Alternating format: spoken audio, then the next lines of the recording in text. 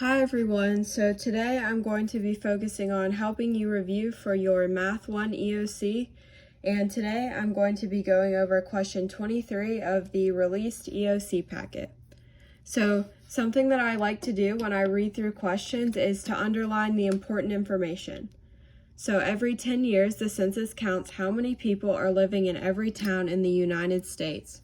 The census showed 1,000 people were living in Appleville, and 4,000 people were living in Bridgetown. The population of Appleville is predicted to double every 10 years, and the population of Bridgetown is predicted to increase by 1,000 every 10 years. If the predictions come true, what will be the first census year that will show Appleville with a larger population than Bridgetown? So, the first thing that I like to do is write down both of my places. So we have Appleville and then we have Bridgetown. And I want to start off by writing an equation for each one. So for Appleville, we know that we were given 1,000 people were living in Appleville. So we'll start off with 1,000 because that's not going to change. And then the population of Appleville is predicted to double every 10 years. So we need to multiply this by 2 because we know that is doubling. And we would have to raise this to the power of x because that allows you to double 2, which you are multiplying by 1,000. And then we would move on to Bridgetown. So we start off with 4,000 people living in Bridgetown. And then we are increasing by 1,000 every 10 years. So we would do 1,000x. So the next thing I like to do is set up a table. So start with 2010, 2020, 2030, and 2040.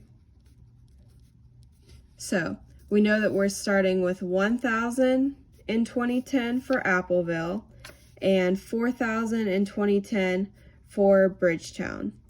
So we know that this is going to double every 10 years and this one is going to increase by 1,000.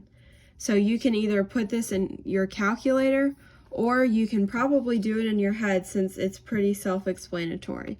But if you're doing it in your calculator, you would do 1,000 multiplied by 2 raised to 1, which would give you 2,000. So that is your value for 2020 for Appleville. And then if you're doing Bridgetown, you would do 4,000 plus 1,000 times 1, which would be 5,000. And since we know that Appleville is going to double, we know that 2 times 2 is 4, which would be 4,000. And then 4 times 2 is 8, so 8,000.